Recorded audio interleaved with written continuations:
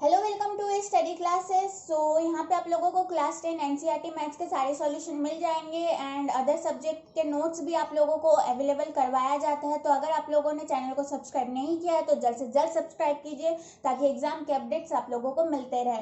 ठीक है, अब चलिए यहाँ पे हमारे पास है मॉडल प्रश्न पत्र, मॉडल क्वेश्चन पेपर 2020 यानी 2021 में जो आप लोगों का मार्च में परीक्षा होता है बोर्ड एग्जाम में, उसका मॉडल पेपर आप लोगों के सामने यहाँ उपस्थित है। ठीक है, तो जैसा कि सिलेबस में चेंजेस आ चुके हैं तो क्वेश्चन पैटर्न में भी चेंजेस किए जाएंगे। ऐसा बोर्ड्स के जरिए आप लोगों को अपडेट किया गया था। तो ये मॉडल पेपर नंबर 1 है।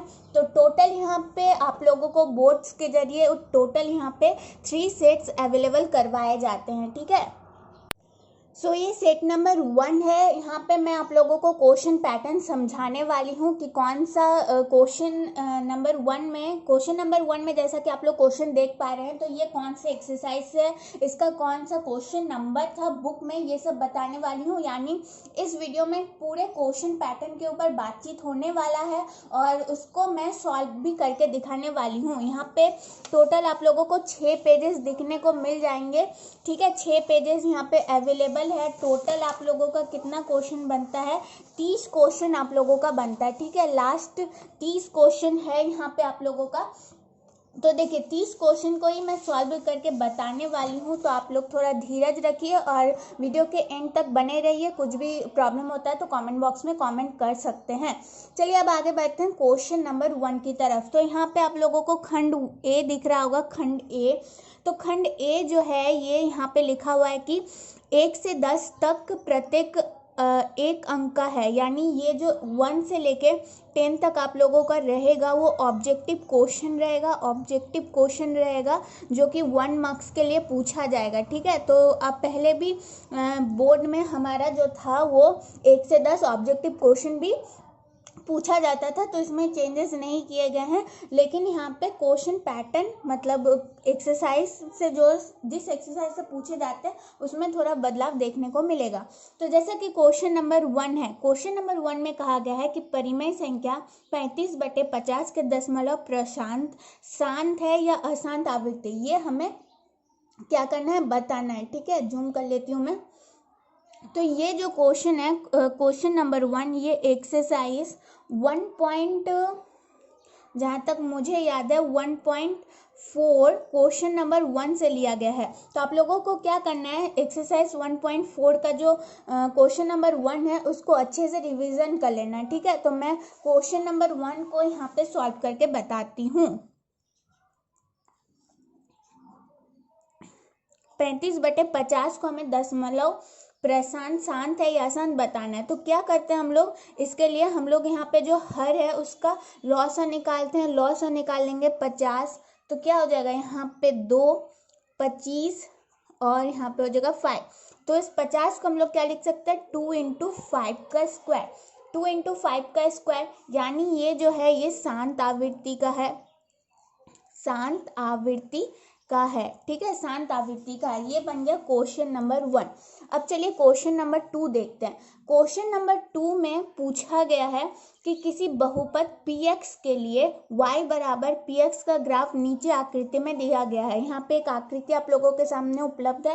कहा गया है कि बहुपद px के लिए शून्यांकों की संख्या क्या होगी।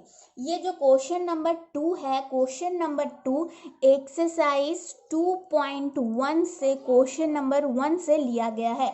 यानी एक्सरसाइज 2.1 क्वेश्चन नंबर 1 में जितने भी क्वेश्चन है वो आप लोगों को क्लियर कर लेना है। ठीक है, तो ऐसे करके जितने भी क्वेश्चन है मैं बताऊंगी कि कहाँ से लिया गया है आप लोगों का और कौन सा क्वेश्चन आप लोगों को क्लियर करना है, सॉल्यूशन भी बताते जाऊंगी। तो ऐसे टोटल आप लोगों के सामने 3 वीडियोस आने वाले हैं, तो वीडियो को लाइक करना, चैनल को सब्सक्राइब कर लेना। ठीक है, तो यहाँ पे कहा गया है कि बहुपद px के शून्यांकों की संख्या लिखिए।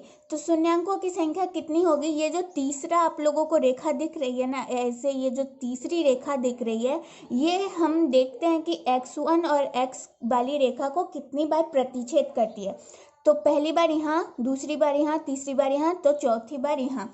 यानी px की शून्यांक की संख्या कितनी हो जाएगी, 4 हो जाएगी। तो यहाँ से इस तरह से मिल गया आंसर, हमें ये आंसर हो गया। ठीक है, तो ये है एक्सरसाइज 2.1 का क्वेश्चन नंबर 1। इसका जो आप लोगों का आंसर है वो 4 है, ठीक है। तो क्वेश्चन नंबर 2 भी क्लियर हो गया। अब चलिए क्वेश्चन नंबर 3 की तरफ बढ़ते हैं। तो क्वेश्चन नंबर 3 में पूछा गया है कि जांच कीजिए कि निम्न समीकरण द्विघात है या नहीं। तो यहाँ पे एक समीकरण दिया गया है, यहाँ पे एक समीकरण दिया गया है, वो हमें चेक करना है कि ये समीकरण द्विघात है या नहीं। तो ये वाला जो क्वेश्चन है, क्वेश्चन नंबर 3, वो आप लोगों का एक्सरसाइज 4.1 से क्वेश्चन नंबर 1 से लिया गया है। अब आप लोगों को क्या करना है, एक्सरसाइज 4.1 का क्वेश्चन नंबर 1 और इससे संबंधित जो एग्जाम्पल में आप लोगों का क्वेश्चन है वो भी क्लियर कर लेना है, ठीक है, क्लियर कर लेना है। तो चलिए समीकरण क्या है क्वेश्चन नंबर 3 का समीकरण क्या है, x into x plus 1 plus 8 बराबर x प्लस 2 और x माइनस 2, ठीक है, ये है समीकरण। तो अब हम देखेंगे कि द्विघात समीकरण है या नहीं। तो सबसे पहले क्या करेंगे, x को गुना करेंगे, x को x से गुना करेंगे, फिर x को 1 के साथ गुना करेंगे। तो x को x के साथ गुना करने से x स्क्वायर आ जाएगा, फिर x1 को x के साथ गुना करने से क्या हो जाएगा, x और प्लस 8। अब देखिए x प्लस 2 x माइनस 2, यहाँ पे क्या x प्लस 2 x माइनस 2, यानी a plus B into A minus B के फॉर्मूला में है। तो क्या हो जाएगा, ये A square minus B square. तो यहाँ पे a की जगह क्या है, x है, तो x का स्क्वायर माइनस बी का स्क्वायर, 2 का स्क्वायर हो जाएगा 4 हो गया। अब x square plus x plus 8, ये plus x square minus x square में चेंज हो जाएगा, -4 प्लस 4 में चेंज हो जाएगा, यहाँ पे बच जाएगा 0। अब plus x square minus x square cut हो गया, तो यहाँ पे क्या हो गया, x प्लस 8 प्लस 4 कितना हो जाएगा, प्लस 12 बराबर 0। अब देखिए द्विघात समीकरण होने के लिए घात का अधिकतम मान क्या होना चाहिए, 2 होना चाहिए। घात का अधिकतम मान 2 होना चाहिए, लेकिन यहाँ पे एक्स स्क्वायर कहीं भी नहीं है, तो ये द्विघात समीकरण तो बिल्कुल नहीं है। तो हम लोग लिख देंगे द्विघात समीकरण नहीं है, ठीक है। तो ये बन गया क्वेश्चन नंबर 3। क्वेश्चन नंबर 3 हो गया, क्लियर हो गया, ठीक है। कहीं भी दिक्कत होता है तो आप लोग कमेंट बॉक्स में कमेंट करना ना भूलना। अब चलिए क्वेश्चन नंबर 4 को देखते हैं। तो क्वेश्चन नंबर 4 में है कि मान निकालिए cos 48 degree minus sine 48 degree. अब ये वाला जो क्वेश्चन नंबर 4 जो है, क्वेश्चन नंबर 4 एक्सरसाइज 8.3 से क्वेश्चन नंबर 1 से लिया गया है, ठीक है, क्वेश्चन नंबर 1 से लिया गया है। ये जो क्वेश्चन नंबर 4 है, ये एक्सरसाइज 8.3 से क्वेश्चन नंबर 1 से लिया गया है। आप लोगों को क्लियर करना है, मान निकालना है cos 48 degree minus sine 42 degree. Question number क्या है, question number 4 cos 48 degree cos minus sine 42 degree. अब क्या करेंगे हम लोग, cos 48 डिग्री को cos 48 डिग्री लिखते हैं, माइनस, अब साइन 42 डिग्री को हम लोग क्या लिख सकते हैं, साइन 90 माइनस 48 लिख सकते हैं कि नहीं, क्योंकि 90 माइनस 48 करेंगे तभी तो 42 डिग्री आ जाएगा ना। ये सब आप लोगों ने आई थिंक आप लोगों का चैप्टर हो गया होगा, कंप्लीट नहीं होता है तो मैं डिस्क्रिप्शन में लिंक दे दूंगी, वहाँ से क्लियर कर लेना। तो अब cos 48 डिग्री को cos 48 डिग्री लिखेंगे। अब आप लोगों को पता होना चाहिए कि साइन 90 माइनस ए को हम लोग क्या लिख सकते हैं, साइन 90 माइनस ए को cos ए लिख सकते हैं। तो साइन 90 माइनस 48 है, तो साइन जो है वो cos में चेंज हो जाएगा और ए जो है यहाँ पे 48 डिग्री आ जाएगा। अब plus cos 48 degree minus cos 48 degree cut हो गया तो बच गया 0, यानी आंसर में आ गया 0। तो यही हो गया मान। हमें यहाँ पे मान निकालने के लिए कहा गया था क्वेश्चन 4 में मान निकालने के लिए कहा गया था ना यहाँ पे, तो हमने मान निकाल लिया, ठीक है।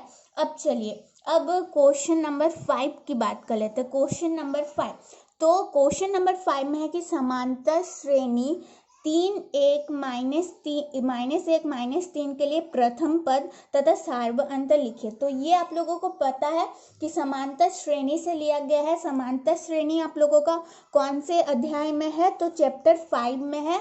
तो ये जो वाला क्वेश्चन है ना, ये आप लोगों का एक्सरसाइज 5.1 से लिया गया है, शायद क्वेश्चन नंबर 3 से। देख लेना, मुझे अभी याद नहीं है बिल्कुल अच्छे से, लेकिन हाँ एक्सरसाइज याद है 5.1 और शायद क्वेश्चन नंबर 3, हाँ क्वेश्चन नंबर 3 से लिया गया है। ठीक है, मैं क्लियर करके बता दूंगी, नहीं तो आप लोग एनसीईआरटी बुक खोलो और उसमें देखो कि क्वेश्चन 3 में ये क्वेश्चन है कि नहीं है तो एग्जाम्पल में जरूर मिल जाएगा। तो समांतर श्रेणी दिया हुआ है 3 1 -1 -3 के लिए प्रथम पद और सार्वअंतर निकालिए। सार्वअंतर यानी डी निकालने के लिए कहा गया है।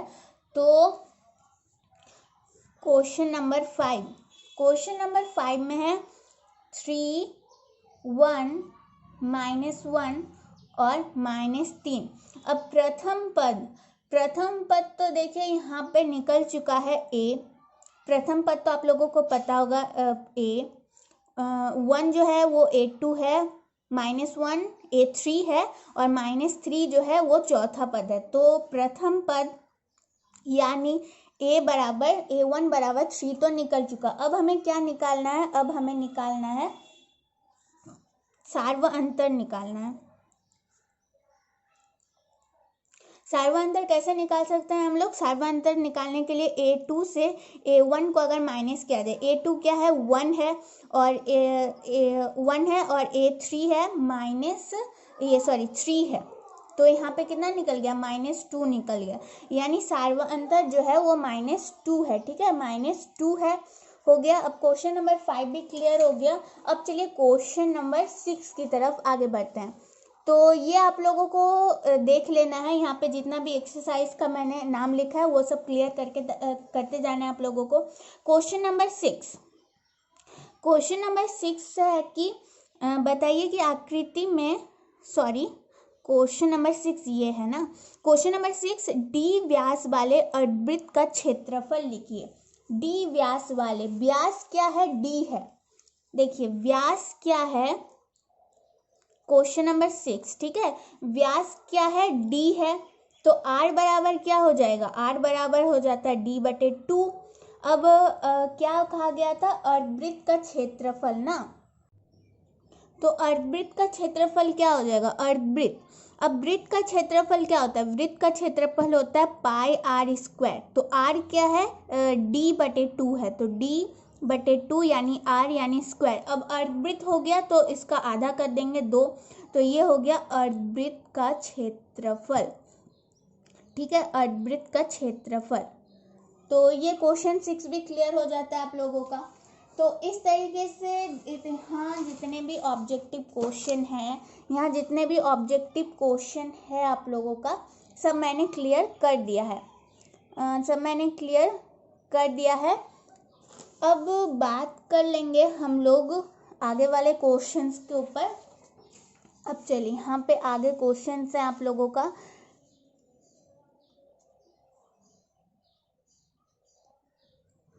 एक वृत्त की कितनी समांतर स्पर्श रेखाएं हो सकती हैं? समांतर स्पर्श रेखाओं के बारे में आप लोगों को पता होगा। अब समान स्पर्श रेखा के ऊपर एक बार बात कर लेते हैं। ये एक वृत्त है, तो वृत्त के बाहरी बिंदु से अगर वृत्त से होते हुए कोई रेखाएं गुजरती है तो उसको स्पर्श रेखाएं कहा जाता है। अब कहा गया कि कितनी समांतर स्पर्श रेखाएं हो सकती है, तो इसका आंसर हो जाएगा 2। ठीक है, 2 समांतर स्पर्श रेखाएं हो सकती है। अब क्वेश्चन नंबर 9 में क्या कहा गया है कि एक चित्र प्राप्त करने की प्रायिकता ज्ञात कीजिए जब एक सिक्के को एक बार उछाला जाता है। ये तो आप लोगों का प्रायिकता चैप्टर से है, chapter number 15 I think, chapter number 15 प्रायिकता से लिया गया है। तो घटना की संभावना कितनी है? 2, और घटना कितनी बार हो सकता है? तो 2/2 कितना हो जाएगा? 1 हो जाएगा, तो 1 9 नंबर हो गया।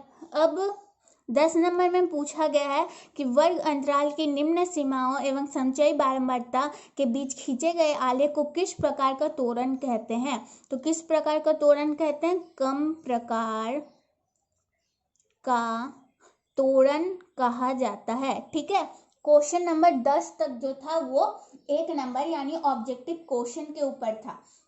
अब चलिए खंड बी यानी सेक्शन बी की बात कर लेते हैं, सेक्शन नंबर बी की। तो सेक्शन नंबर बी में जितने भी क्वेश्चन हैं यहाँ पे आप लोगों का वो 2 मार्क्स के लिए है। 1 से 15 तक जितने भी क्वेश्चन है आप लोगों का वो 2 मार्क्स के लिए पूछा जाएगा। तो बात कर लेंगे हम लोग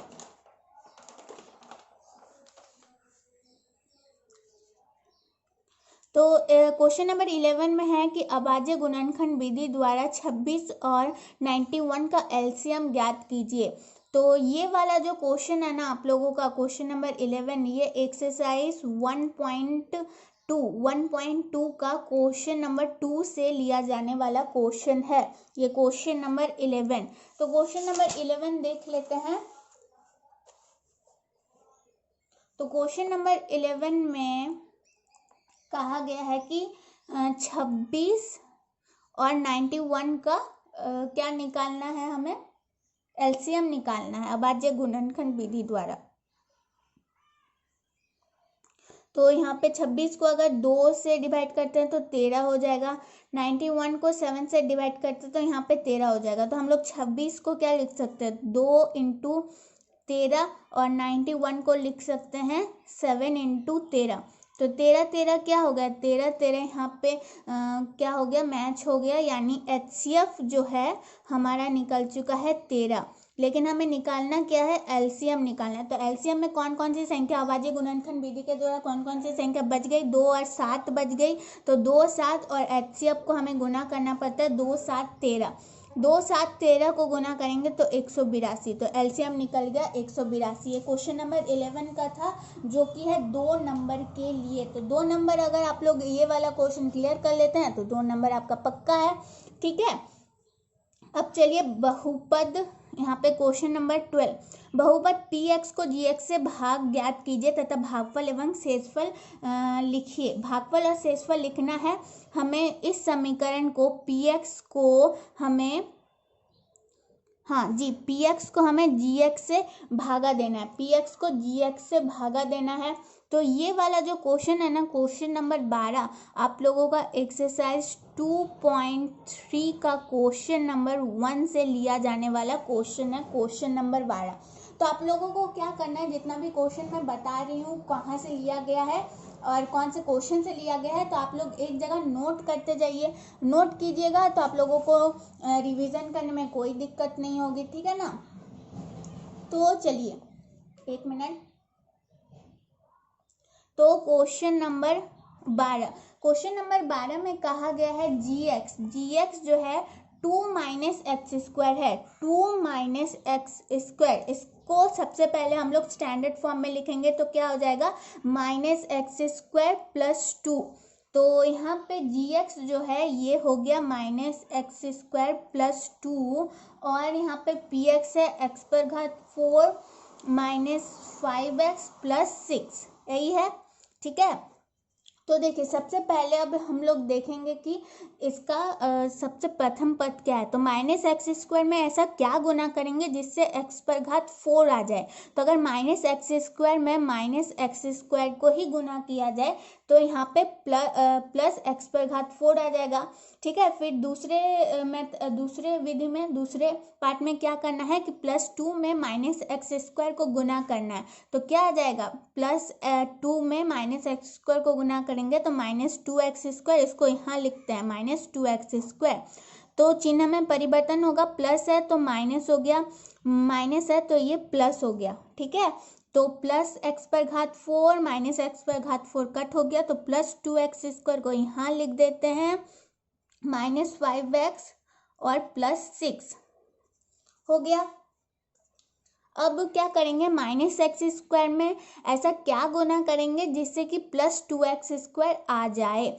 तो -x² में अगर -2 को गुना करते हैं तो +2x² आ जाएगा। फिर +2 को -2 में गुना करेंगे तो -4 आ जाएगा। ठीक है, हो गया। अब देखिए चिन्ह में परिवर्तन होगा, माइनस यहाँ पे हो जाएगा प्लस, +2x² -2x² कट हो गया, -5x प्लस हो जाएगा प्लस और 6 + 4 10।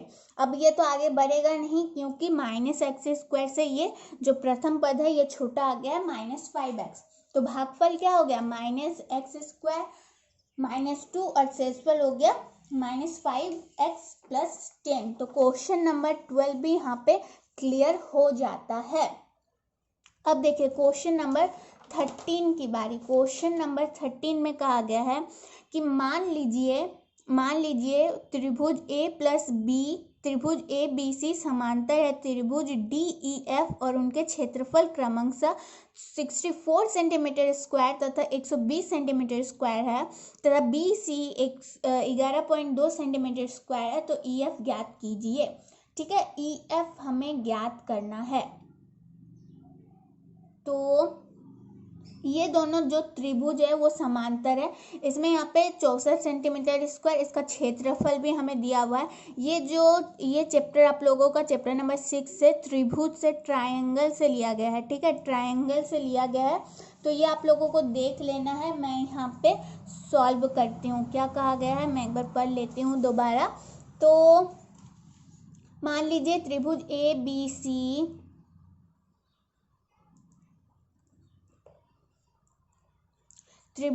बी सी समांतर है त्रिभुज डी ई एफ के। एक है 64 सेंटीमीटर स्क्वायर, दूसरा है 121 सेंटीमीटर स्क्वायर के। ठीक है, तो हम लोग क्या लिख सकते हैं, एरिया इसका बराबर है तो हम लोग लिख सकते हैं कि एरिया ऑफ त्रिभुज ए बी सी बटे एरिया ऑफ त्रिभुज डी ई एफ।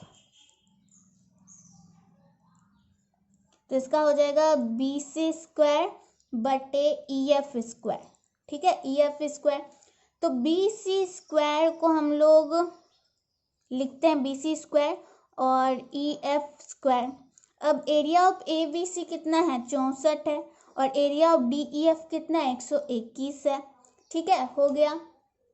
तो अगर इसको भागा देंगे तो यहाँ पे हो जाएगा 8 और यहाँ पे हो जाएगा 11। तो 8/11। अब 8/11 है तो इसका स्क्वायर भी हटा सकते हैं हम लोग और लिख सकते हैं कि BC बटे EF। तो BC का मान आप लोगों का दिया हुआ था क्वेश्चन में 11.2 और EF को EF ही लिखते हैं क्योंकि हमारे पास तो EF है नहीं और जो कि निकालना है। तो 8/11। अब क्रॉस मल्टीप्लिकेशन करेंगे 11.2 इंटू 11 कितना हो जाएगा 11.2 इंटू 11 और EF/8। तो EF बराबर हो जाएगा 11.2 इंटू 11/8। तो EF बराबर निकल चुका है यहाँ पे 15.4 सेंटीमीटर। 15.4 सेंटीमीटर। तो ये बन गया क्वेश्चन नंबर 13। ठीक है, क्वेश्चन नंबर 13 बन गया। एक मिनट मैं क्वेश्चन ढूंढ लेती हूँ कहाँ था जी। क्वेश्चन नंबर 13 कंप्लीट होता है। तो क्वेश्चन नंबर 13 हो गया। अब क्वेश्चन नंबर 14 की बारी। क्वेश्चन नंबर 14 क्या है, यदि 15 cot A बराबर 8 तो sin A और sec A मान ज्ञात कीजिए। Question number 14। तो ये आप लोगों का एक्सरसाइज, आप लोगों को अगर त्रिकोणमिति आप लोगों ने बना लिया होगा तो आप लोगों को पता होगा ये एक्सरसाइज 8.1 का है। एक्सरसाइज 8.1 का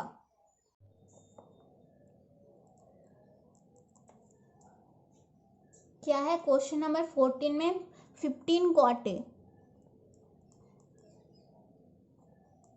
15 cot A बराबर 8। तो cot A बराबर 8/15। अब cot का मान क्या होता है, cot का जो फॉर्मूला होता है वो आधार बटे लंब होता है। आधार बटे लंब। अब आधार बटे लंब तो है लेकिन हमारे पास कर्ण नहीं है। तो तो कर्ण निकालने के लिए हम लोग क्या करते हैं, रूट अंडर लंब स्क्वायर जोड़ आधार स्क्वायर। लंब कितना है 15 का स्क्वायर, आधार स्क्वायर क्या है कितना है 8 का स्क्वायर। मैं यहाँ पे डायरेक्ट बना दे रही हूँ बिना किसी फॉर्मूले के साथ, क्योंकि मुझे याद है। आप लोग ऐसी गलती बिल्कुल मत करना, आप लोग फार्मूला लिखना एग्जाम में, बराबर रूप से आप लोगों को फार्मूला तो लिखना ही है। 15 का स्क्वायर 225, 8 का स्क्वायर 64, 225 और 64 289 हो जाएगा। और यहाँ पे 289 का कितना वर्गमूल निकल जाएगा, सॉरी वर्गमूल निकालना हमें, तो यहाँ पे वर्गमूल निकल गया 17, कर्ण हो गया 17। अब क्या निकालने बोला था हमें, साइन ए। साइन ए का मान क्या होता है, लंब बटे कर्ण। लंब है 15, कर्ण निकल गया 17, साइन ए हो गया। अब सेक ए की बारी, sec A, sine cos tan cosec sec. Sec का फॉर्मूला क्या हो जाएगा, कर्ण बटे आधार। कर्ण है 17 और आधार हो गया है 8। तो निकल गया क्वेश्चन नंबर 14। बहुत इजी था, 2 मार्क्स के लिए ये वाला क्वेश्चन आप लोगों का एक्सरसाइज 8.1 से पूछा जा सकता है। तो ऐसे रिलेटेड जितने भी आप लोगों का एग्जाम्पल में भी क्वेश्चन बनेगा ना, वो भी आप लोगों को देख लेना है, ठीक है, वो भी आप लोगों को क्लियर कर लेना। एक बार दिमाग में बैठा लो कॉन्सेप्ट, फिर आप लोग ऐसे रिलेटेड सभी क्वेश्चन बना सकते हो। आप लोगों को एग्जाम्पल देखने की भी कोई ज़रूरत नहीं है। तो क्वेश्चन नंबर 14 भी क्लियर हो जाता है। तो क्वेश्चन नंबर 14 क्लियर हो गया। अब बात करते हैं क्वेश्चन नंबर 15, जो भी है 2 मार्क्स के लिए है। किसित कीजिए कि 2 सेकेंडरी वृत्तों में बड़े वृत्त की जीवा जो छोटे वृत्त को स्पर्श करती है, स्पर्श बिंदु पर समद्विभाजित होती है। ये वाला क्वेश्चन आई थिंक आप लोगों को मुझे थोड़ा सा देखना पड़ेगा, क्वेश्चन नंबर 15 कहाँ से लिया गया है। Question number 15 I think chapter 6 से ही लिया गया है, ठीक है, ये देख लेना आप लोग थोड़ा। मैं यहाँ पे बस क्वेश्चन को समझा दे रही हूँ, क्वेश्चन में क्या कहा गया है क्या नहीं। तो क्या कहा गया है कि एक वृत्त है, बड़े वृत्त है, और एक बड़े वृत्त की त्रिज्या है जो इस छोटे वृत्त की त्रिज्या छोटे वृत्त को स्पर्श करती है, ठीक है, स्पर्श करती है। और जहाँ पे स्पर्श करती है ना, जहाँ पे स्पर्श करती है वो जीवा को समद्विभाजित यानी बराबर 2 भागों में बांटती है, बराबर 2 भागों में बांटती है। यानी इस बिंदु का मान लेते हैं नाम है P, A और B। तो कहा गया है कि ये जो P वाली बिंदु है ये AB को समान बराबर भागों में विभाजित करती है, यानी PA बराबर PB होगा, PA बराबर होगा PB। ये हमें सिद्ध करना है, ठीक है, ये हमें सिद्ध करना है। तो हम लोग क्या करेंगे, सिद्ध करना है P जो है वो समद्विभाजित करती है, यानी PA बराबर PB। तो हम लोग एक रचना कर सकते हैं। यहाँ पे रचना क्या करना है, ये क्वेश्चन बहुत इंपॉर्टेंट वाला क्वेश्चन है, ठीक है, दिमाग में बैठा लो, बिल्कुल दिमाग में बैठा लो। डिफिकल्ट होगा लेकिन आप लोगों को समझ में आ जाएगा। हम लोग को रचना ये करना है कि हम जो केंद्र है, तो केंद्र का नाम क्या दे दिए O, तो O को PAB से मिलाना है। क्या करना है, मिलाना है। तो यहाँ पे हमने O को P से मिला दिया, O को A से मिला दिया, O को B से मिला दिया, ठीक है, हो गया। तो अब प्रमाण किस प्रकार करेंगे, आइए देख लेते हैं। हम लोग त्रिभुज OPA में और त्रिभुज OPB में बात करेंगे। त्रिभुज OPA, त्रिभुज OPB, त्रिभुज OPB, त्रिभुज OPA में बात करेंगे। तो यहाँ OA बराबर होगा OB के, OA बराबर होगा OB के, क्योंकि ये जो दोनों रेखाएं हैं ये बड़े त्रिज्या की बड़े वृत्त की त्रिज्या है। तो एक वृत्त की त्रिज्या है, हम लोग ऐसा लिख सकते हैं। फिर कोण लिख सकते हैं OPA बराबर कोण OPB, ठीक है, क्योंकि OP जो है वो लंब है AB पर, हो गया। अब OP हम लोग बराबर लिख सकते हैं, OP बराबर OP। और हम लोग कारण क्या देख सकते हैं कि उभयनिष्ठ है, दोनों ही त्रिभुज में यहाँ उपलब्ध है ओपी। तो इस हिसाब से इन तीनों कारणों की वजह से हम लोग यहाँ पे लिख सकते हैं कि ओ पी ए त्रिभुज ओ पी ए समांतर होगा त्रिभुज ओ पी बी के। ये RHS से साबित होता है। तो हम लोग अगर ये दोनों त्रिभुज आपस में समांतर होता है तो हम लोग PA और PB को भी लिख सकते हैं कि ये दोनों रेखाएं जो है वो समांतर है, क्योंकि अगर दोनों त्रिभुज आपस में समांतर होती है तो उसकी रेखाएं भी आपस में समांतर होती है। यानी हमें ये समझ में आ गया कि PA और PB समान है और P जो है वो AB को द्विभाजित करती है। ये समझ में आ चुका है। तो ये बन गया क्वेश्चन नंबर 15। ठीक है, तो अब देखते हैं, अब थोड़ा क्वेश्चन पैटर्न के ऊपर मैं बात करती हूँ। तो सबसे पहले आप लोगों को सेक्शन नंबर 1 के बारे में मैंने बताया। तो सेक्शन नंबर 1 में आप लोगों को सेक्शन नंबर 1 में आप लोगों को 10 क्वेश्चन मिलेंगे जो कि ऑब्जेक्टिव मार्क्स के लिए पूछे जाएंगे। मैंने क्लियर कर दिया। अब सेक्शन नंबर बी में आप लोगों को पांच क्वेश्चन यानी 11 से 15 तक 5 क्वेश्चन पूछे जाएंगे, जो कि मैंने आप लोगों को क्लियर कर दिया, जो कि 2 मार्क्स के लिए। ठीक है, एक बार मैं समझाऊं यहाँ पे और एक दोबारा। क्वेश्चन 1 से लेके 10 तक पूछे जाएंगे 1 मार्क्स के लिए। ठीक है, वो क्लियर हो चुका। क्वेश्चन नंबर 11 से क्वेश्चन नंबर 15 तक पूछे जाएगा आप लोगों का 2 मार्क्स के लिए। तो ये 15 क्वेश्चन मैंने क्लियर कर दिए हैं। अब बात करेंगे हम लोग क्वेश्चन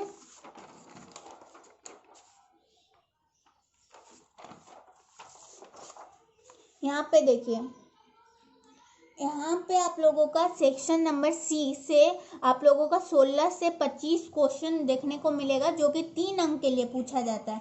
16 से 16, 17, 18, 19, 20, 21, 22, 23, 24 और यहाँ पे चौथा वाला क्वेश्चन कहाँ है, 1 मिनट जी हाँ, तक आप लोगों को 25 नंबर तक 3 अंक के प्रश्न देखने को मिलेंगे।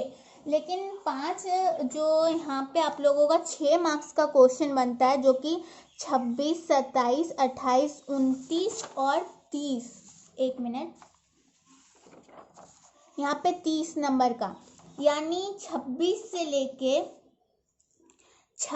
से लेके जो क्वेश्चन नंबर 30 है, यानी 26, 27, 28, 29, 30, यानी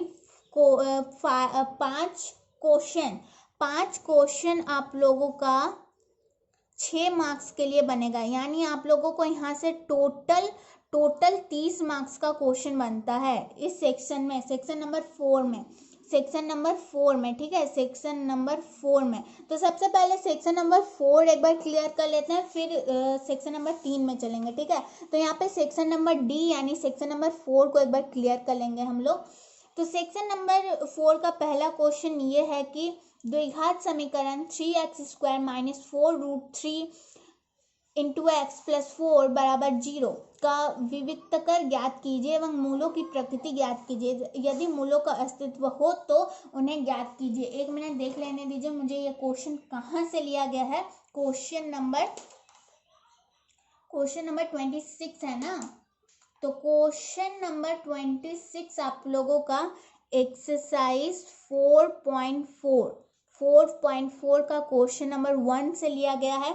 यानी एक्सरसाइज 4.4 का आप लोगों का जो क्वेश्चन नंबर 1 है, उससे जितने भी क्वेश्चन आप लोगों को बनेंगे वो आप लोगों को क्लियर करना है। और एग्जाम्पल में भी अगर ऐसा क्वेश्चन देखने को मिलता है कि अगर एक समीकरण दिया गया है, द्विघात समीकरण, अगर उसका मूल है तो उसका मूलों का अस्तित्व हमें ज्ञात करना है। अगर ऐसा क्वेश्चन आप लोगों को देखने को मिलता है तो वो आप लोगों को क्लियर कर लेना है। ठीक है, तो चलिए क्वेश्चन नंबर 26 की तरफ आगे बढ़ते हैं। कहा गया है कि द्विघात समीकरण है और अगर उसका मूल है तो उसकी प्रकृति ज्ञात कीजिए। यदि मूलों का अस्तित्व हो तो उन्हें ज्ञात कीजिए। Question number 26।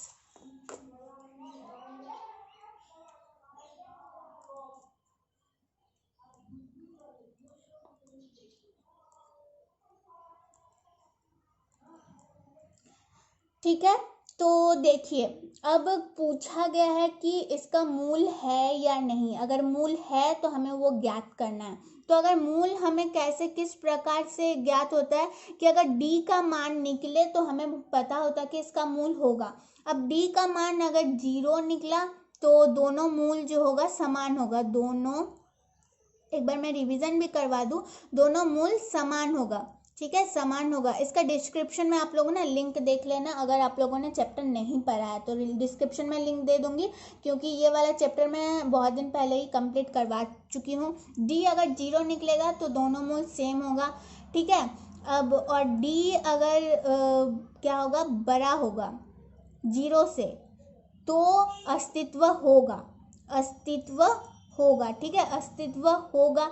और अगर डी छोटा होगा 0 से तो अस्तित्व इसका नहीं होगा, मूल का अस्तित्व नहीं होगा।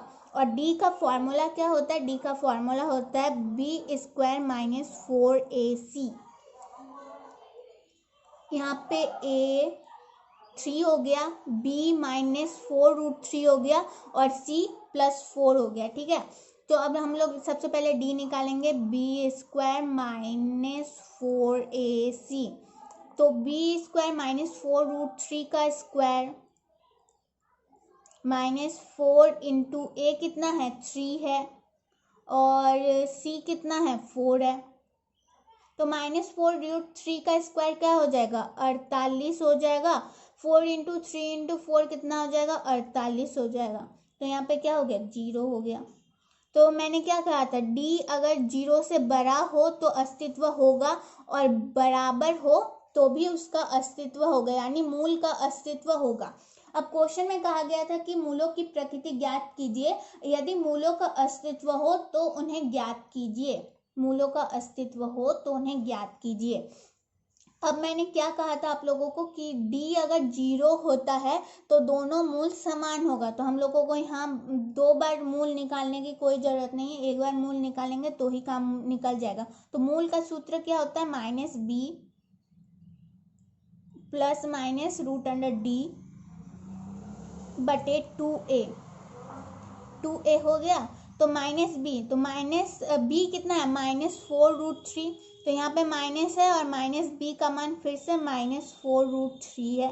तो ±√d है यहाँ पे 0, 2a है यहाँ पे 3, तो माइनस माइनस प्लस, और यहाँ पे √0 है तो यहाँ पे कुछ तो मान होगा ही नहीं, यानी 4√3, 2 इंटू 3 6। अब मैंने कहा था कि 0 अगर मूल होता है, मूल का अगर प्रकृति 0 होती है तो दोनों मूल समान होंगे, यानी हम लोग लिख सकते हैं कि दोनों मूल बराबर 4√3/6। ये है एक्सरसाइज 4.4 का क्वेश्चन नंबर 1। आप लोगों को देख लेना, अगर ये आप लोगों ने समझ में आ गया तो आप लोगों का 6 मार्क्स जो है वो पक्का है, 6 मार्क्स जो है यहाँ पे पक्का है। ठीक है, तो क्वेश्चन नंबर 26 क्लियर हो चुका। अब बात करते हैं क्वेश्चन नंबर 27 की। क्वेश्चन नंबर 27 की, यहाँ पे 2 क्वेश्चन आप लोगों के सामने हैं। तो 1.5 मीटर लंबा एक लड़का 30 मीटर ऊंचे एक भवन से कुछ दूरी पर खड़ा है। जब वो ऊंचे भवन की ओर जाता है तब उसकी आंखों से भवन के शिखर का उन्नयन कोण 30 से 60 डिग्री हो जाता है। बताइए कि वो भवन की कितनी दूरी चलकर गया है। यहाँ भी एक क्वेश्चन है, मीनार के पाद बिंदु से एक भवन के शिखर का उन्नयन कोण 30 डिग्री है और भवन के पाद बिंदु से मीनार के शिखर का उन्नयन कोण 60 डिग्री है। यदि मीनार 50 मीटर ऊंची है तो भवन की ऊंचाई ज्ञात कीजिए। अब ये जो 27 नंबर वाला क्वेश्चन है ना, ये आप लोगों का एक्सरसाइज 9.1 से लिया गया है। मैंने आप लोगों को बता दिया है कि एक्सरसाइज 9.1 में कौन कौन से क्वेश्चन हटा दिए गए हैं। तो जो क्वेश्चन नहीं हटाए गए हैं वो आप लोगों को बेहद अच्छे ढंग से कर लेना है। अगर आप लोगों ने एक्सरसाइज 9.1 में आप लोगों का टोटल ना बुक में 15 क्वेश्चन है, 15 क्वेश्चन में लगभग 8 से 9 क्वेश्चन तो हटा दिए गए हैं। अगर आप लोग बचे कुछ क्वेश्चन कर लेते हो ना तो 6 नंबर पक्का गारंटी के साथ आप लोगों का पेपर में रिजर्व्ड रहने वाला है। तो ठीक है, तो हम लोग ये वाला जो क्वेश्चन है ना, यहाँ पे ऑप्शनल में दिया हुआ है, मीनार के पाद बिंदु से एक भवन के शिखर का उन्नयन कोण 30 डिग्री है और भवन के पाद बिंदु से मीनार के शिखर का उन्नयन कोण 60 डिग्री है। तो यदि मीनार 50 मीटर ऊंची है तो भवन की ऊंचाई ज्ञात कीजिए। ये वाला क्वेश्चन हम लोग सॉल्व करके समझाती हूँ, ठीक है। ये वाला क्वेश्चन आप लोग देख लीजिए, या फिर एक काम कीजिए, मैं एक से यहाँ पे लिंक दे दूंगी, ठीक है। लिंक दे दूंगी, आप लोग वहीं से चेकआउट कर लेना अगर प्रॉब्लम होती है क्वेश्चन नंबर 27 में, ठीक है। कुछ ही लगभग एक महीने पहले ही मैंने वीडियो बनाया है आप लोगों का एक्सरसाइज 9.1 का फुल चैप्टर का वीडियो बना दिया है। तो कुछ भी दिक्कत होता है तो डिस्क्रिप्शन में चेक कर लेना। मैं दोबारा नहीं बताऊंगी क्योंकि वीडियो जो है वो लॉन्ग होते जा रहा है, हमें आगे भी दूसरा सेक्शन भी हमें देखना है। अब चलिए क्वेश्चन 28 की बात करते हैं। क्वेश्चन 28 में कहा गया है कि सिद्ध कीजिए कि एक समकोण त्रिभुज में कर्ण का वर्ग शेष दो भुजाओं के वर्ग के योग के बराबर है। क्वेश्चन मैं बाद में समझाती हूँ, यहाँ पे मैं बताती हूँ ये कहाँ से लिया गया है। ये चैप्टर नंबर 6 का प्रमेय 6.8 है। प्रमेय 6.8, थ्योरम 6.8 ये वाला क्वेश्चन है, क्वेश्चन 28। देखिए मैंने कुछ दिन पहले एक वीडियो बनाया था प्रमेय 6.7 और 6.8 का एक वीडियो बनाया था। आप लोगों को आई बटन में डिस्क्रिप्शन में लिंक मिल जाएगा। पहला लिंक आप लोगों का प्रमेय वाला ही दिया जाएगा। तो अगर आप लोग प्रमेय 6.8 और 6.1 अगर आप लोग बना लेते हो ना, तो मैं गारंटी के साथ कह सकती हूँ 2021 में जो एग्जाम होने वाला है प्रमेय 6.1 और प्रमेय 6.8 से ही पूछा जाएगा और 6 मार्क्स सेक्शन डी में यानी सेक्शन चौथे में पूछा जाएगा प्रमेय 6.1 या फिर प्रमेय 6.8, ठीक है। तो 6.1 का भी वीडियो मैं जल्दी लाने वाली हूँ, तो डिस्क्रिप्शन में प्रमेय 6.8 चेक कर लेना। अब मैं एक बार क्वेश्चन को समझा दूँ। यहाँ पे मैं हर एक क्वेश्चन को सॉल्व नहीं कर रही हूँ क्योंकि कुछ दिन पहले ही मैंने इसके ऊपर वीडियो और बातचीत कर ली थी। सिद्ध कीजिए कि एक समकोण त्रिभुज में, समकोण त्रिभुज है यानी एक कोण जो है उसका 90 डिग्री है। समकोण त्रिभुज 90 डिग्री ABC। तो सिद्ध कीजिए कि समकोण त्रिभुज में कर्ण का वर्ग, कर्ण क्या है AC स्क्वायर बराबर क्या है, दो भुजाओं के वर्ग के योग के बराबर है। दो भुजा क्या क्या बच गई AB, अब क्या कहा गया, दो भुजाओं के वर्ग, तो AB का स्क्वायर प्लस और एक कितना भुजा बच गया BC स्क्वायर। ये हमें सिद्ध करना होता है, ठीक है। सिद्ध कीजिए कहा गया है, तो AC स्क्वायर बराबर AB square plus BC square, ये हमें सिद्ध करना होता है प्रमेय 6.8 में। और प्रमेय 6.1 जो है ये थेल्स प्रमेय है, मैंने वीडियो बनाया हुआ है। मैं नया से एक वीडियो बना दूंगी कुछ ही दिनों में, तो आप लोग अपडेट आप लोगों को मिल जाएगा, ठीक है। तब क्वेश्चन नंबर 29, क्वेश्चन नंबर 29 जो है ये आप लोगों का क्वेश्चन नंबर 29 ये आप लोगों का एक्सरसाइज 13.4 से लिया गया है। ये शायद क्वेश्चन नंबर 3 है, क्वेश्चन नंबर 3। अब मैं बोलूँगी कि एक्सरसाइज 3.4 में जो आप लोगों का क्वेश्चन नंबर 1 है, क्वेश्चन नंबर 1 से 5 आप लोगों को कर लेना चाहिए क्योंकि एग्जाम में एक्सरसाइज 3.4 से ही पूछा जाता है। आप लोगों का चैप्टर नंबर 13 जो है उसका एक्सरसाइज 13.4 से ही पूछा जाता है और 1 से लेकर 5 तक क्वेश्चन बहुत इंपॉर्टेंट रखता है क्योंकि प्रीवियस में काफ़ी बार पूछा जा चुका है, ठीक है। तो इसके ऊपर वीडियो जो है वो मैंने बहुत पहले बनाया था, तो मैं इसको थोड़ा सा समझा देती हूँ क्लियर करके, ठीक है। कि क्वेश्चन में क्या कहा गया है कि ब्यास 7 सेंटीमीटर वाला 20 मीटर गहरा एक कुआं खोदा गया और खोदने से निकली हुई मिट्टी को समान रूप से फैलाकर 22 मीटर और 14 मीटर वाला एक चबूतरा बनाया गया। इस चबूतरे की ऊंचाई ज्ञात कीजिए। ये वाला क्वेश्चन ये एग्जाम्पल से लिया गया है। मैं बताती हूँ कौन सा क्वेश्चन आप लोगों का एक्सरसाइज 30.4 से क्वेश्चन नंबर 3 से लिया गया है, ठीक है। एक मिनट का समय दीजिए मुझे। ये देखिए ये वाला जो क्वेश्चन है ये एक्सरसाइज 13.4 का क्वेश्चन नंबर 3 है, क्वेश्चन नंबर 3 है या फिर क्वेश्चन नंबर 2 है, देख लेना। एक शंकु के छिन्नक की तिर्यक ऊंचाई 4 सेंटीमीटर है तथा इसके वृत्तीय के सिरों के परिमाप 18 सेंटीमीटर है और 6 सेंटीमीटर। इस छिन्नक का वक्र पृष्ठीय क्षेत्रफल ज्ञात कीजिए। एक शंकु के छिन्नक की तिर्यक ऊंचाई 4 सेंटीमीटर है। क्या कहा गया है एक बार मैं बताती हूँ। ये एक्सरसाइज क्वेश्चन है 29। तो कहा गया है एक इस प्रकार की आकृति है, ठीक है।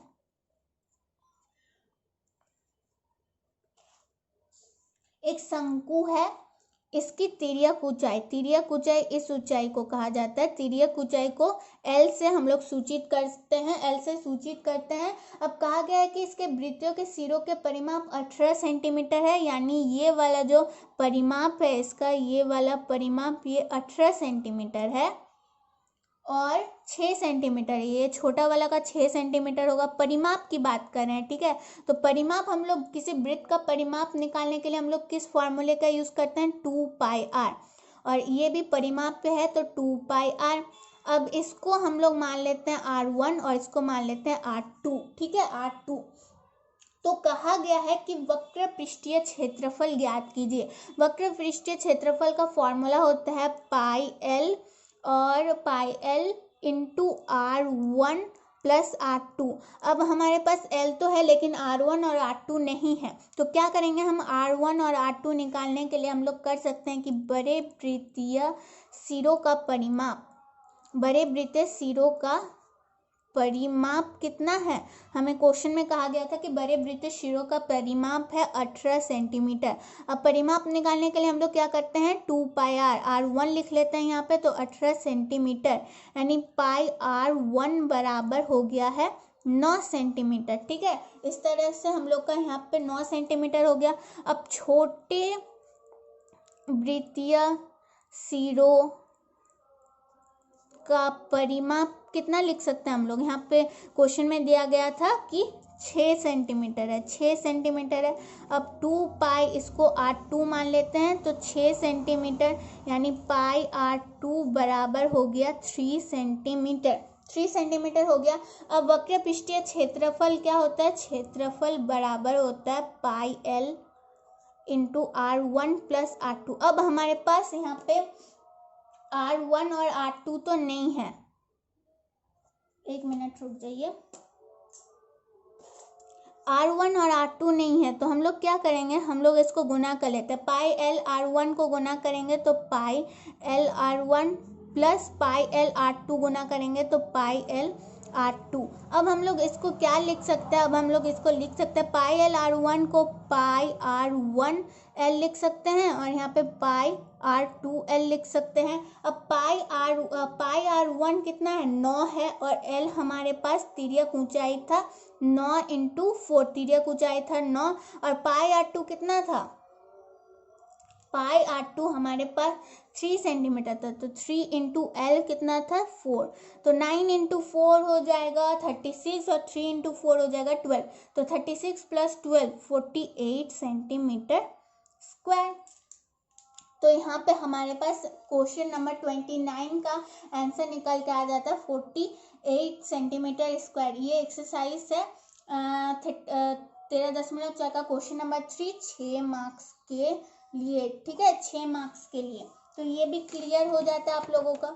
अब देखिए ये क्लियर हो गया। अब आप लोगों का क्वेश्चन नंबर 30 मैं एक बार क्लियर कर देती हूँ। ये जो क्वेश्चन नंबर 30 है ये आप लोगों का माध्यक यानी शायद 14.3 से लिया गया है। क्वेश्चन नंबर 2 है ये, क्वेश्चन नंबर 2, ठीक है। तो यहाँ पे कहा गया है कि यदि नीचे दिए गए बंटन का माध्यक 28.5 हो तो x और y का मान ज्ञात कीजिए। यहाँ पर माध्यक ऑलरेडी दे दिया गया है 28.5। जूम कर लेती हूँ, आप लोगों को देखने में दिक्कत नहीं होगी फिर। 28.5 है, तो x और y का मान हमें ज्ञात करना है, x और y का मान। अब देखिए यहाँ पे मैं सॉल्व करके बताती हूँ आप लोगों को। तो वर्गांतराल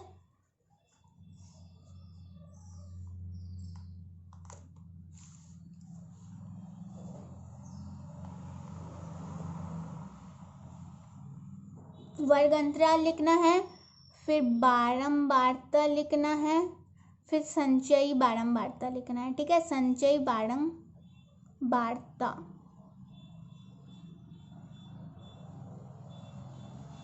यहाँ पे आप लोगों का टोटल भी दिया गया है 60।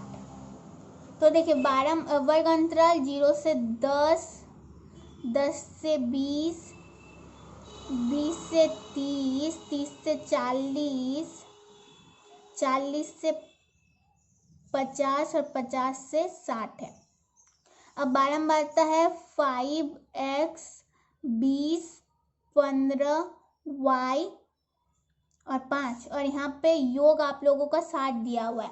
तो संचयी बारंबारता निकालते हैं तो यहाँ पे हो जाएगा 5, फिर 5 को x के साथ प्लस करेंगे तो 5 प्लस x, या फिर x प्लस 5 लिखते हैं, जो भी लिखिए आप लोगों की मर्जी। x प्लस 5 को 20 के साथ लिखेंगे तो 5 और 20 कितना हो जाएगा 25, तो 25 प्लस x, 25 प्लस x को 15 के साथ जोड़ेंगे तो कितना हो जाएगा 40 प्लस x, 40 प्लस x को y के साथ जोड़ेंगे तो 40 प्लस x प्लस y। अब 40 प्लस x प्लस y को 5 से जोड़ेंगे तो 45।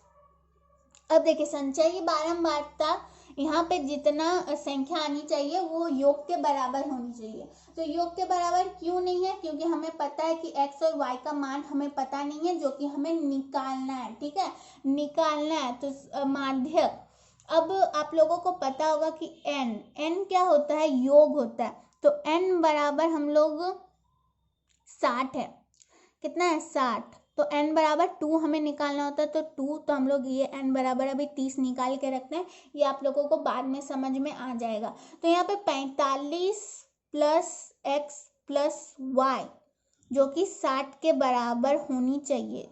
ठीक है, लेकिन हमें x और y का मान अभी फिलहाल पता नहीं है, तो x प्लस वाई बराबर 60 माइनस 45 हो जाएगा, तो 60 माइनस 45 बराबर 15। तो ये वाला आप लोगों को समीकरण याद रखना है। ठीक है, ये वाला समीकरण याद रखना है। अब हमें पता है कि माध्यक बराबर क्या होता है। माध्यक बराबर फॉर्मूला क्या होता है, L plus n by 2 minus C F बटे एफ इंटू एच। ठीक है, इंटू एच। अब माध्यक बराबर आप लोगों को पता है, यहाँ पे क्वेश्चन में दिया गया था कि 28.5 है, तो 28.5 हम लोग यहाँ पे लिख के रखते हैं। तो L बराबर क्या हो गया, अच्छा L बराबर क्या होता है, बहुलक वर्ग की निम्न सीमा। अब बहुलक वर्ग कौन सा है, बहुलक वर्ग, अब बारंबारता वर्ग यहाँ पे है 20। अब बहुलक वर्ग की निम्न सीमा यहाँ पे कितनी है, L बराबर क्या होता है ये मैं समझा रही हूँ। L बराबर होता है बहुलक वर्ग की निम्न सीमा, तो L बराबर हो गया 20 प्लस n बाई 2 कितना निकला था, यहाँ पे 30 निकला था, तो 30। अब CF क्या होता है, CF होता है बहुलक वर्ग के पहले की संचयी बारंबारता। ठीक है, बहुलक वर्ग के ठीक पहले की संचयी बारंबारता कितनी है, x प्लस 5 बटे f क्या होगा, f जो होता है वो बहुलक वर्ग की बारंबारता। तो बहुलक वर्ग की बारंबारता क्या है, ये बहुलक वर्ग है। ठीक है, ये पूरा बहुलक वर्ग है, तो बहुलक वर्ग की बारंबारता है 20, तो हम लोग यहाँ पे लिख सकते हैं 20। और h जो होता है वो होता है वर्ग अंतराल। तो कितना का वर्ग अंतराल है, 0 से 10, 10 से 20, 20 से 30, यानी 10 है, 10 हो गया।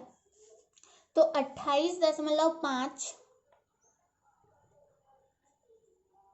माइनस 20 में चेंज हो गया। अब 30, और यहाँ पे हम लोग क्या करेंगे, यहाँ पे हम लोग थोड़ा सा चेंज कर देते हैं। इसको हम लोग क्या लिख सकते हैं, 30 माइनस एक्स प्लस 5 को हम लोग यहाँ पे ऐसा भी लिख सकते हैं कि x प्लस 5 भी लिख सकते हैं इसको, या 5 प्लस एक्स लिख सकते हैं, ऐसा कुछ। अगर इसको हम लोग यहाँ पे 5 प्लस एक्स लिखते, इसको 5 प्लस एक्स लिखते, तो यहाँ पे जो माइनस होता है ये x प्लस 5 हो जाता, यानी 5 प्लस एक्स हो जाता। तो 30 से 5 घटाएंगे तो कितना हो जाएगा, यहाँ पे 25 हो जाएगा, 25 माइनस एक्स, और यहाँ पे विभाजित कर देते हैं 2 से, तो बटे 2, तो यहाँ पे कितना बच गया 8.5 और बराबर 25 माइनस एक्स बटे 2। तो यहाँ पे अगर हम लोग करते हैं क्रॉस मल्टीप्लिकेशन तो 8.5 इंटू 2 कितना हो जाएगा, 25 हो जाएगा। एक मिनट रुकिए, नहीं 25 करते हैं, 25 माइनस एक्स बराबर 8.5 इंटू 2 कितना हो जाएगा, 17 हो गया। अब 25 है, अब ये जो प्लस है इसे माइनस में चेंज कर दिए, और ये जो माइनस एक्स है तो इसको प्लस में चेंज कर दिए, यानी 8, एक्स बराबर 8। तो अब x प्लस वाई बराबर 15 था, तो y बराबर कितना हो जाएगा, 15 माइनस एक्स। तो y बराबर 15 माइनस एक्स का मान निकल चुका है यहाँ पे 8, तो y बराबर हम लोग लिख सकते हैं कि 7। तो y बराबर 7 हो चुका। तो यहाँ पे मैंने ये जो क्वेश्चन नंबर 30 था इसको भी सॉल्व करके बता दिया है, ठीक है। तो सेक्शन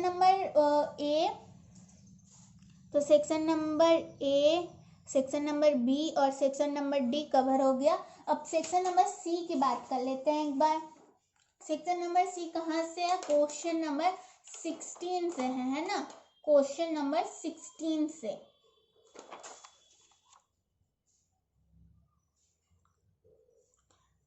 तो क्वेश्चन नंबर 16 में है कि 4052 और 12,576 का HCF इक्विलेट विभाजन एल्गोरिथम का प्रयोग करके निकालिए या फिर सिद्ध कीजिए कि 3+2√5 एक परिमेय संख्या है। तो मैं प्रेफर करूंगी आप लोगों को ये वाला क्वेश्चन सॉल्व करने के लिए। ये वाला क्वेश्चन जो है वो एक्सरसाइज 1.3 का क्वेश्चन नंबर 2 से लिया गया है, तो ये आप लोग खुद से सॉल्व कर सकते हैं। क्वेश्चन नंबर 17 हल कीजिए 4/x प्लस 3y बराबर 14। ये आप लोगों का चैप्टर नंबर 3 से लिया गया है, चैप्टर नंबर 3 से। तो ये वाले मैं सॉल्व करके नहीं बता रही हूँ, ठीक है, क्योंकि ये वाला आप लोग खुद सॉल्व कर सकते हो। आप लोग नोट कर लीजिए या फिर स्क्रीनशॉट कर लीजिए। मैं यहाँ पे आप लोगों को बस एक एक करके बता दे रही हूँ कहाँ से क्या लिया गया है। ग्राफी विधि से हल कीजिए, ये आप लोगों का एग्जाम्पल से लिया गया है, आप लोगों का एग्जाम्पल नंबर 3.2 का एग्जाम्पल से लिया गया है, ये क्वेश्चन नंबर 18। फिर क्वेश्चन नंबर 19 है, यदि किसी एपी का nवा पद 3+2n है तो प्रथम पद तथा सारवंत 24 योग ज्ञात कीजिए। ये वाला जो है ये एक्सरसाइज 7.1 से लिया गया है। ये वाला क्वेश्चन जो है वो एक्सरसाइज 7.1 से लिया गया है, क्वेश्चन नंबर 1 से नहीं, सॉरी, ये जो क्वेश्चन नंबर 19 है ये एक्सरसाइज 5.3 से लिया गया है। सिद्ध कीजिए, ये एक्सरसाइज 8.4 का क्वेश्चन है। तो चलिए मैंने बता दिया है। अब 21 देखते हैं, क्वेश्चन नंबर 21 को। तो बिंदु युग्मों ए बी और बी मतलब ए और बी के बीच की दूरी ज्ञात करना है। तो ये वाला जो क्वेश्चन है ये एक्सरसाइज 7.1 से लिया गया है। तो चैप्टर 7 आप लोगों को क्लियर होना चाहिए। क्वेश्चन नंबर 1 तो ये वाला भी कुछ उसी तरीके से है। उस बिंदु के निर्देशांक ज्ञात कीजिए जो बिंदुओं -1, 7 और 4, -3 को मिलाने वाले रेखाखंड को 2:3 के अनुपात में विभाजित करता है, ठीक है। तो ये भी चैप्टर 7 का है। तो ये वाला तो आप लोगों को 21 नंबर आ जाएगा।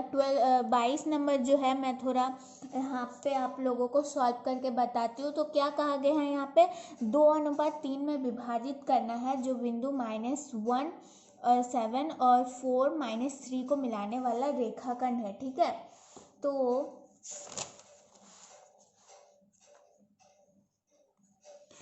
तो ए क्या है, हम लोग इसको ए मान लेते हैं, -1, 7।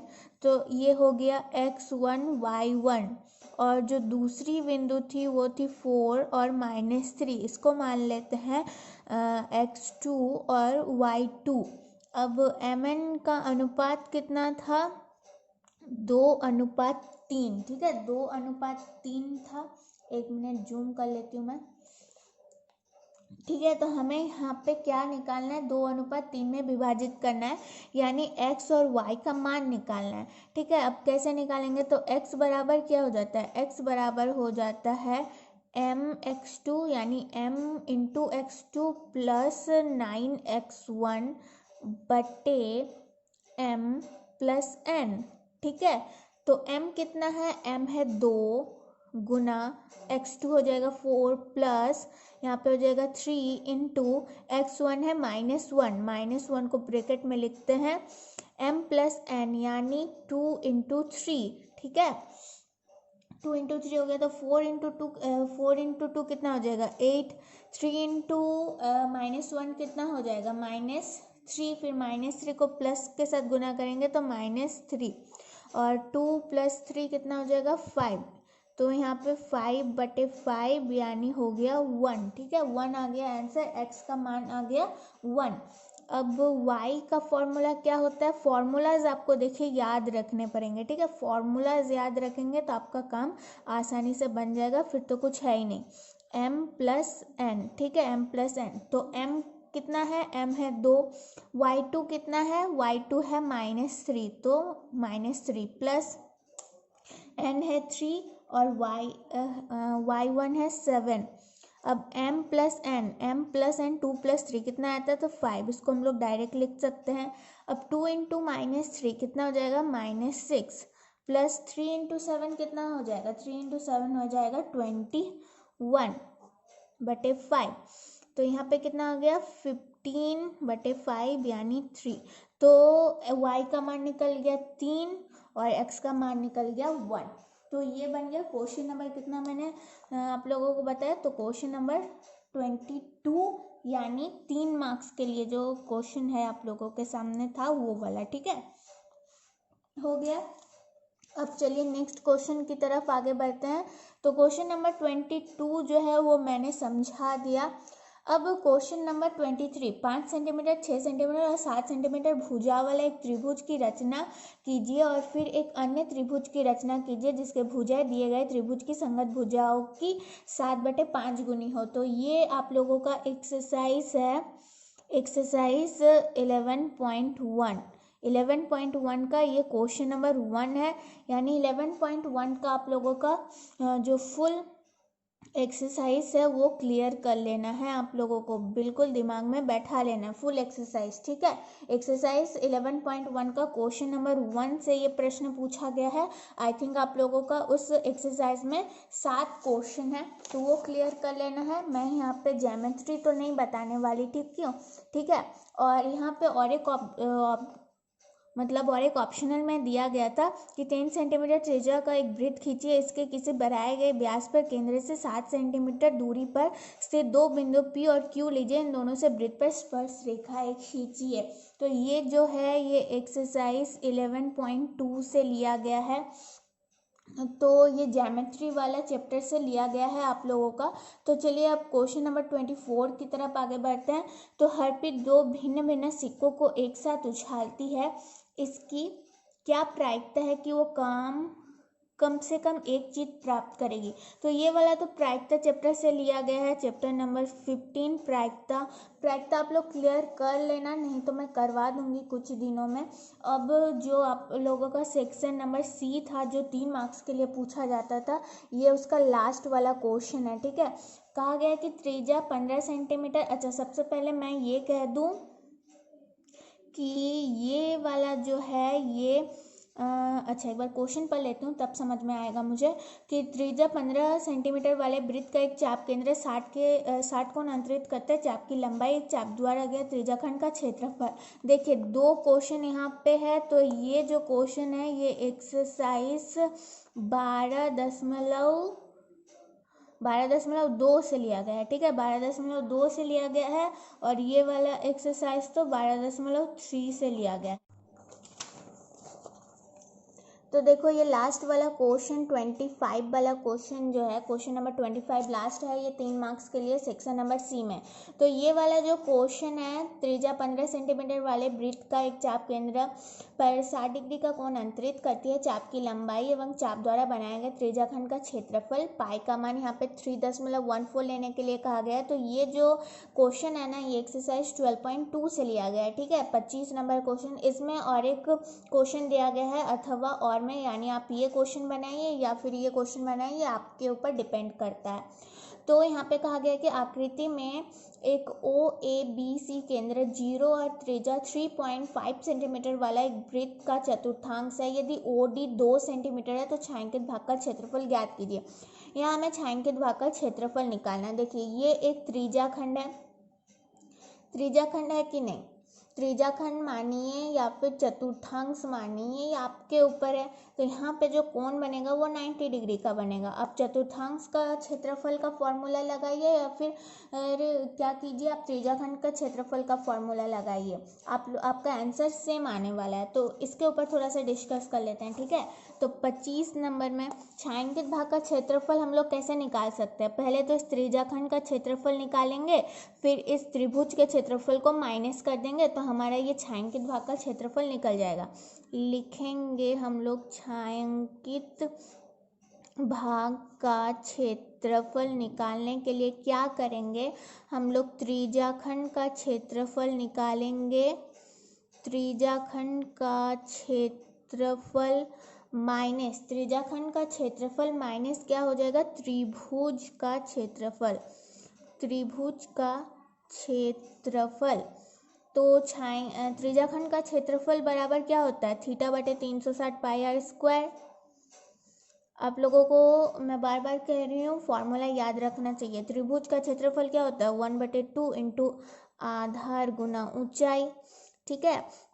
तो अब त्रिज्याखंड का क्षेत्रफल क्या हो जाएगा, थीटा क्या हो जाएगा 90/360 पाई, तो पाई तो 22/7। आर क्या होगा, देखिए यहाँ पे कहा गया था कि OD जो है वो 2 सेंटीमीटर है, लेकिन यहाँ पे त्रिज्या जो है वो 3.5 सेंटीमीटर है, यानी 60 का क्या हो जाएगा, थीटा तो 90 हो जाएगा, 90/360 22/7। आर क्या हो जाएगा, आर हो जाएगा 3.5 इंटू 3.5 हो गया। अब 1/2। अब त्रिभुज का आधार देखते हैं, आधार क्या है त्रिभुज के लिए, OB क्या है, इस त्रिज्याखंड के लिए ये त्रिज्या है ना। तो इस त्रिज्या का 3.5 सेंटीमीटर हो जाएगा, 3.5। लेकिन ऊंचाई क्या हो जाएगा, ऊंचाई है इसका OD। एक मिनट मैं कर लेती हूँ थोड़ा सा जूम इसको। तो इसकी ऊंचाई क्या है OD, और OD यहाँ पे 2 सेंटीमीटर दिया गया है, तो हम लोग यहाँ पे क्या लिखेंगे, ऊंचाई को 2 सेंटीमीटर लिखेंगे, ठीक है। तो अब दशमलव को हटाएंगे बैठाएंगे 10, दशमलव को हटाएंगे बैठाएंगे 10, हो गया। अब करते हैं सॉल्व थोड़ा इसको।